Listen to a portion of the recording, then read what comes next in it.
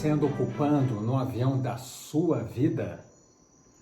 Imagine que a sua vida seja um avião, ou seja, você nasce dentro de um avião em plena decolagem, com alguém conduzindo o seu avião, começando a nossa grande jornada chamada vida. No início, estamos apenas de passageiro, observando tudo o que acontece ao nosso redor. Como toda saudável criança, tentamos fazer algumas besteiras, mas rapidamente a comissária de voo surge e nos salva daquela situação. Assim, na primeira fase da nossa vida, observamos uma tripulação conduzindo o nosso avião. Com o tempo, vamos assumindo o papel da comissária, do copiloto e, de repente, assumimos o comando do avião da nossa vida. Esse seria o curso normal de qualquer pessoa, mas não tem sido isso que observo no dia a dia. E por este motivo, começo este vídeo com algumas perguntas. Qual assento você anda ocupando no avião da sua vida? Você é o comandante, o copiloto ou um mero passageiro dentro do seu próprio avião? E se eu disser para você que a maioria das pessoas não está nem de comandante, nem de copiloto? A maioria das pessoas está de passageiro do avião da sua própria vida, apenas observando outras pessoas conduzirem para onde quiser seu próprio avião. Eu sou Éder Quevegato e trabalho dentro de um dos maiores laboratórios do comportamento humano, o cockpit de uma aeronave. Mas como saber o assento que ocupo no meu avião? Que tal começar respondendo algumas perguntas? Vamos lá? Quando você está diante de uma situação desconfortável, como um problema de relacionamento, normalmente você diz, ele ou ela me tirou do sério? Quando alguém não faz aquilo que você tanto espera, você sente seu sangue subir a cabeça? Você acaba machucando indiretamente as pessoas ao seu lado, sem mesmo perceber? Se o seu principal parceiro ou amigo, de repente, sumir da sua vida, o impacto será profundo a ponto de deixá-la infeliz para sempre? Você já teve um relacionamento amoroso terminado pelo parceiro e ficou a ver navios por um grande período e ainda expressou, fui abandonada por ele ou por ela? Você tem algum planejamento a curto, médio e longo prazo ou você sofre da síndrome do Zeca Pagodinho? Deixa a vida me levar. Se você respondeu sim a alguma dessas perguntas, lamento informar que você, de alguma maneira, não comanda o avião da sua vida. O bom disso é que ainda dá tempo de recuperá-lo, de tomar as rédeas do seu cavalo, de assumir o comando do avião da sua própria vida. Eu já passei pela função de copiloto, comandante e hoje desempenho a função de instrutor de voo, treinando tripulações nacionais e estrangeiras, não somente no aspecto técnico, mas principalmente comportamental. Meu desafio diário é transformar pilotos em um grande comandante. O que você tem que entender é que ninguém chega numa aeronave como comandante. Assim, também não nascemos independentes. Precisamos dos nossos criadores por um bom tempo da nossa vida. Assim também é numa aeronave. O piloto novo tem que acompanhar vários e vários voos na função de copiloto, para ganhar conhecimento e experiência.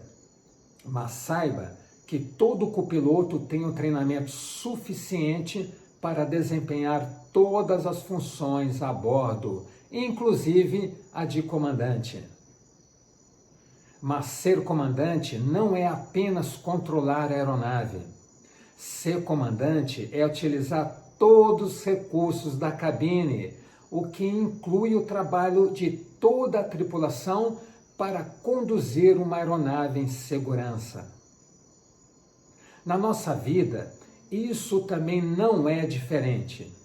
Nascemos e desde cedo somos um simples observador do nosso próprio avião, conduzido pelos nossos criadores, que aqui vou chamar de pai e mãe. Mesmo que você não tenha um deles, alguém muito bem conhecido por você assumiu este papel automaticamente. Assim, vamos crescendo, adquirindo experiências e conhecimentos transmitidos pelos nossos criadores. Mas temos que entender que nossos pais nos ensinam a pilotar o avião da nossa vida, baseado em suas crenças e experiências. Por isso, nada de culpar seus criadores por um possível erro em sua criação. Quando a vida nos chama para realizar nosso primeiro voo, conduzindo nosso avião, passamos a comandar nosso próprio destino. Mas nem sempre aceitamos a comandar nosso avião e acabamos por colocar outra pessoa para comandá-lo.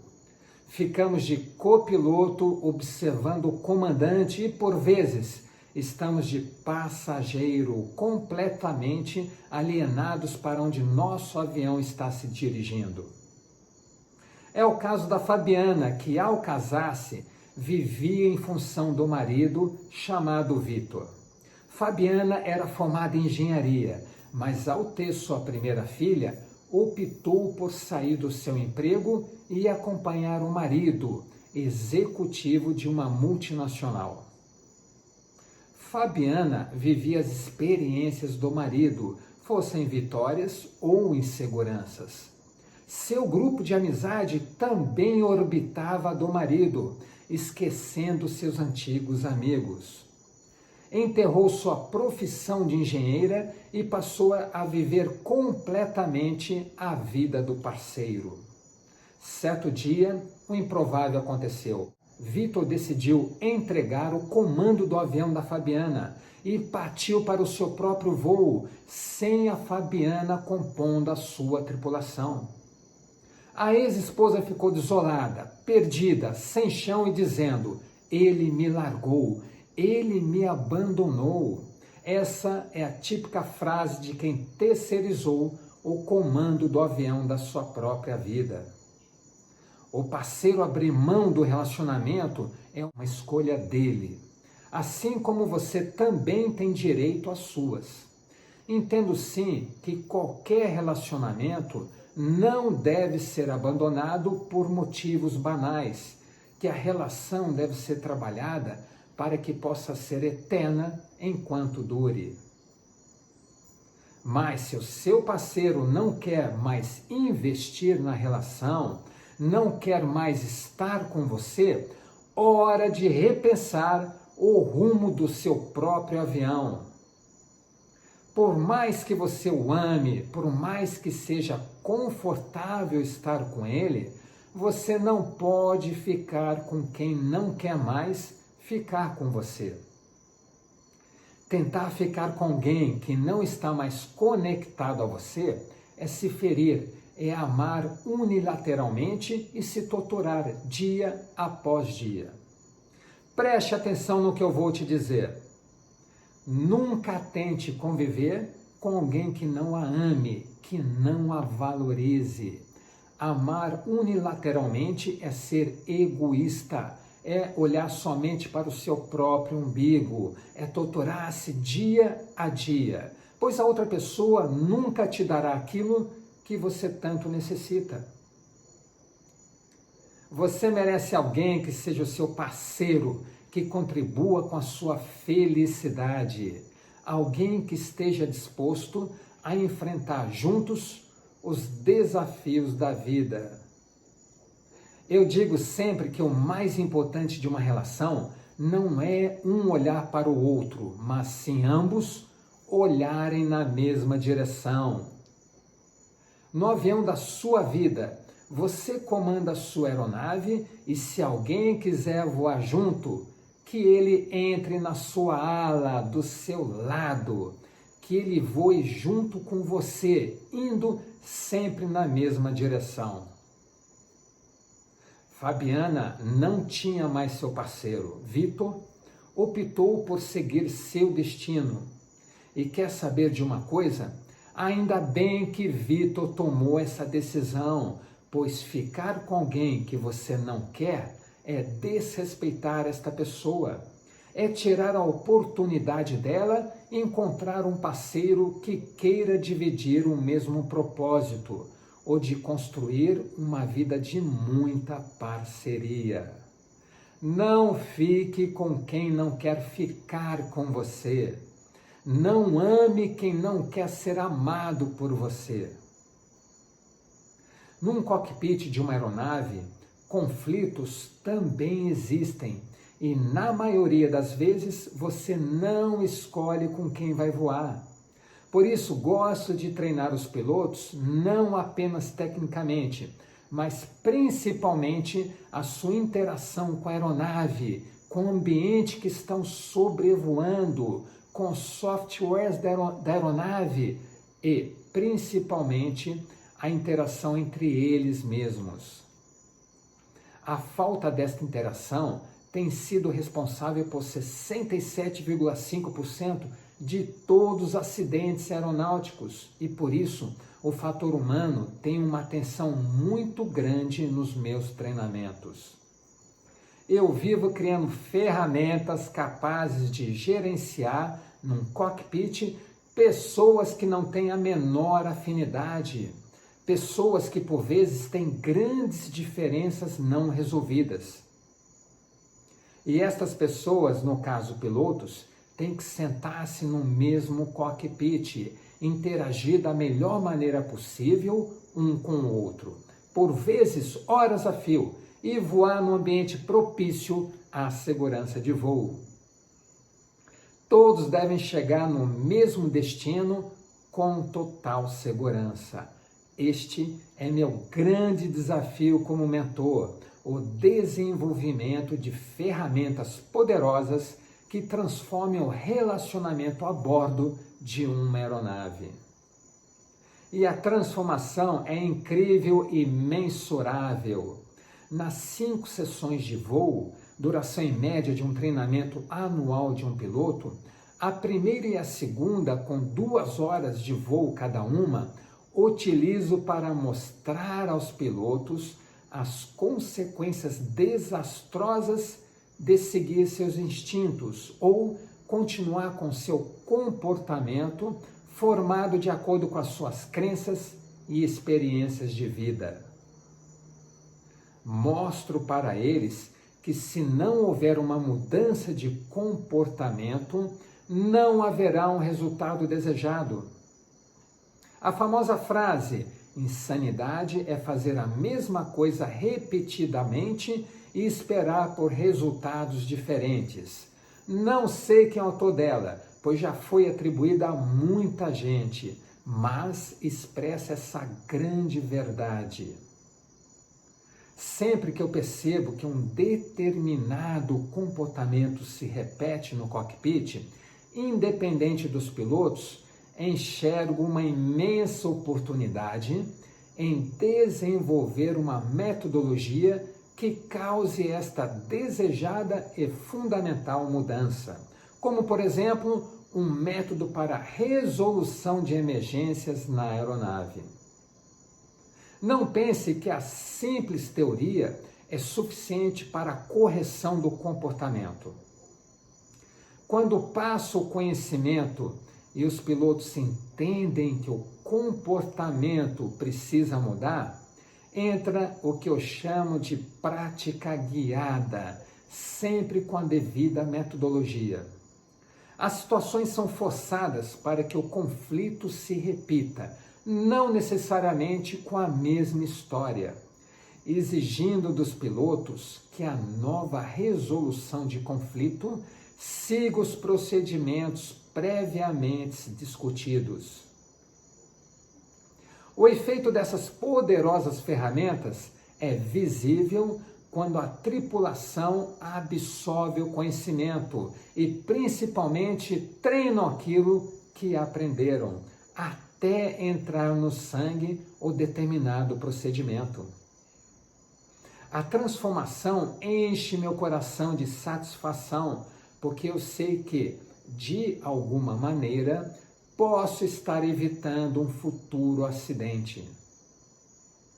Existe um instrumento na aeronave que é a vida dos pilotos, chamado horizonte artificial. Desde os primeiros voos, aprendemos que dentro de uma nuvem ele deve ser seguido cegamente, pois as nossas impressões, os nossos sentidos não devem ser seguidos, pois o homem não foi feito para voar. As indicações que nossos sentidos passam, por vezes, é o oposto da realidade. Vou dar um exemplo para vocês quando o piloto faz uma curva e a mantém por um determinado tempo. Ao desfazê-la, a sensação para quem está de olhos fechados é que a aeronave começou uma curva para a esquerda.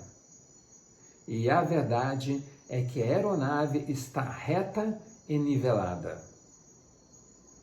Faça esse teste se você tiver a oportunidade de realizar um voo.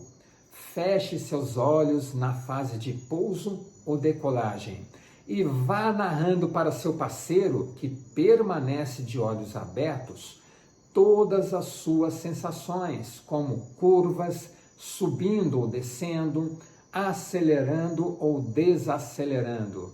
É impressionante como somos enganados pela nossa falsa percepção da realidade.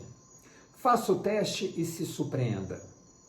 Lembro de um voo no início da minha carreira que achava que o avião estava fazendo curva pela esquerda, quando na realidade ele curvava para a direita.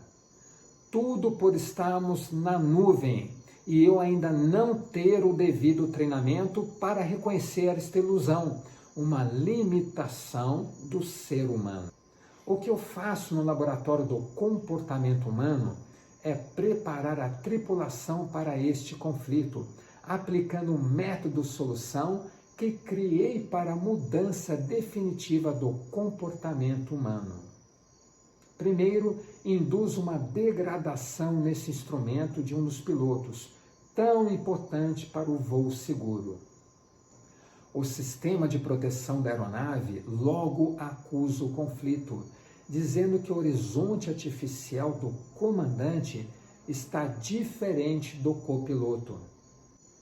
Por vezes, o instrumento diz que o horizonte artificial do piloto da direita está fazendo curva para a direita, enquanto o instrumento do outro piloto acusa uma curva para o lado oposto. Se a tripulação não tiver um método para lidar com o conflito, com uma intervenção imediata, o voo pode ter um final trágico em menos de 30 segundos. Isso mesmo que você ouviu. Em todos os meus treinamentos, induzo o conflito de informações e, por vezes, em menos de 30 segundos, o voo termina com o simulador de voo indicando um acidente aeronáutico. Analisado detalhadamente o que ocorreu, a tripulação aprende o procedimento correto, que no caso é seguir de imediato o terceiro instrumento, chamado de horizonte de emergência, de tamanho bem menor e localizado numa posição desconfortável para a pilotagem. Mesmo os pilotos sabendo dessa teoria, cerca de 50% deles resistem a tomar tal atitude, pois foram treinados a vida toda a seguir cegamente um instrumento que no momento apresenta uma degradação. Um caminho neural profundo, nome dado pela ciência aos comportamentos repetitivos. Para mudar esta condição, precisamos de uma ferramenta para tirá-lo desta situação. Para você entender melhor, imagine que você tem uma instabilidade emocional e que, sob determinadas condições, você estoura, como, por exemplo, uma fechada no trânsito. Mesmo você sabendo que xingar o outro motorista não é a melhor solução, pois pode gerar violência da outra parte, se acontecer agora, provavelmente a pessoa instável vai repetir o comportamento e mandar o outro para aquele lugar. Esse é um dos maiores problemas do ser humano, a repetição dos erros. Por que isso ocorre? Porque mesmo a pessoa identificando que é um comportamento não adequado, existe um caminho padrão e profundo em seu cérebro, chamado caminho neural, que o faz repetir aquele comportamento, mesmo que a pessoa não queira. A pessoa que vive repetindo o comportamento em xingar outros motoristas, é claro que a pessoa não é o comandante do avião da sua vida, pois por vezes entrega o comando às suas emoções, colhendo todos os frutos indesejados deste comportamento. Recentemente conheci um adolescente muito famoso nas redes sociais e observei claramente que ele era escravo de suas vontades. Se ele tinha vontade de abrir a porta do carro em movimento, mesmo sabendo em se tratar de um comportamento perigoso, ele abria a porta, pois era escravo de suas emoções. Durante uma viagem, paramos numa lanchonete com uma catraca para a entrada e outra para a saída. Em determinado momento, ele quis sair da lanchonete. E ao tentar passar pela catraca de entrada, não conseguiu. Nessa hora, não teve a menor dúvida. Pulou a catraca e resolveu seu problema, embora criasse outro para mim, pois tive que acalmar o gerente da loja que ficou estressado com a situação.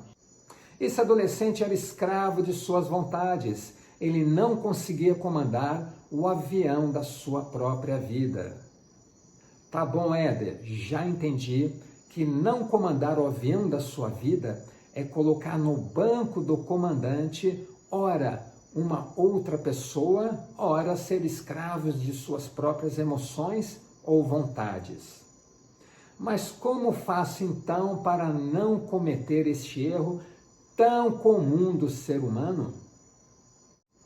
Na minha experiência das dinâmicas de um cockpit, percebo claramente que apenas ter consciência do problema não é suficiente para resolvê-lo, embora seja o primeiro passo para a solução.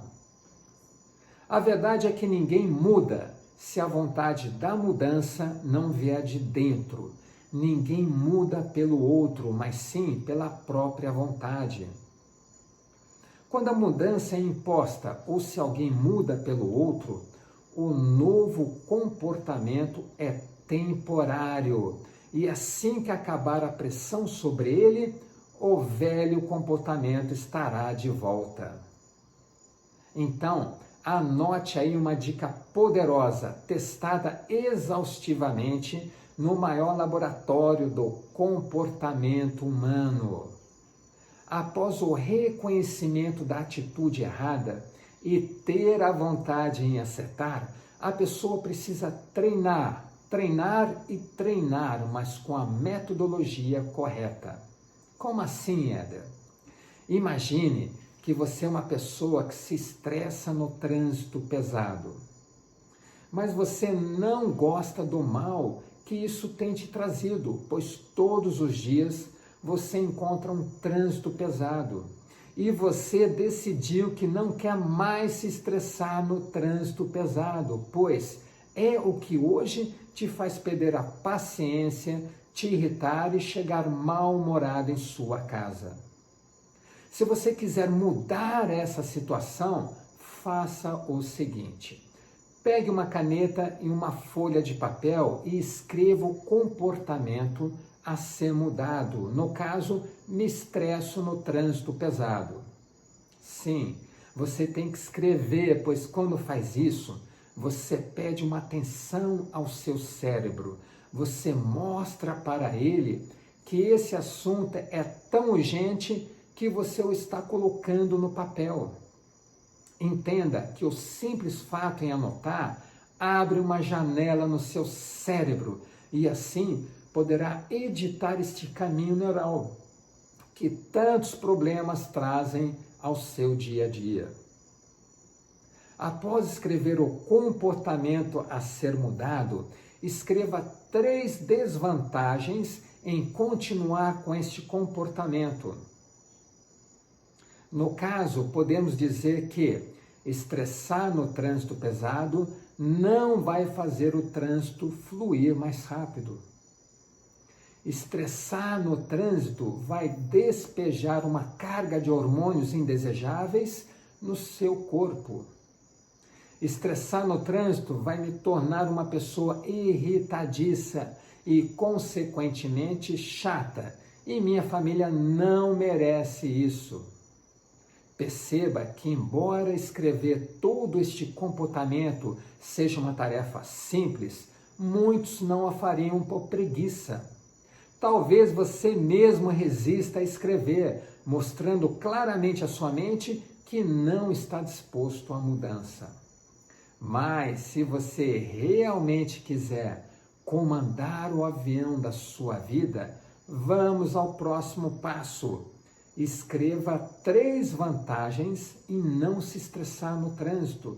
Como, por exemplo, eu diria: fico mais calmo e relaxado. Tenho um sono tranquilo e relaxante. Preservo minha saúde física e mental. Pronto. A mensagem que foi passada ao seu cérebro é que você está disposto à mudança.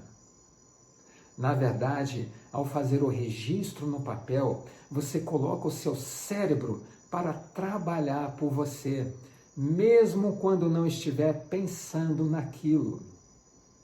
Agora, vem a parte fundamental da mudança. Dê um nome ao fantasma do trânsito pesado, como, por exemplo, Senhor do Trânsito. Pesquisas científicas mostram claramente que quando você identifica um sentimento indesejado, se aproximando e o nomeia, ele perde a sua força.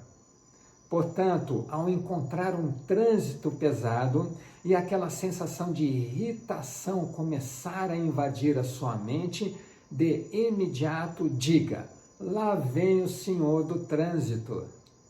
Com essa simples ação, você o desmascara, diminui seus efeitos, pois está dizendo para o seu cérebro que não caia mais nesta grande armadilha, construindo então um novo caminho neural, pois o caminho antigo está sendo abandonado e apagado dia após dia.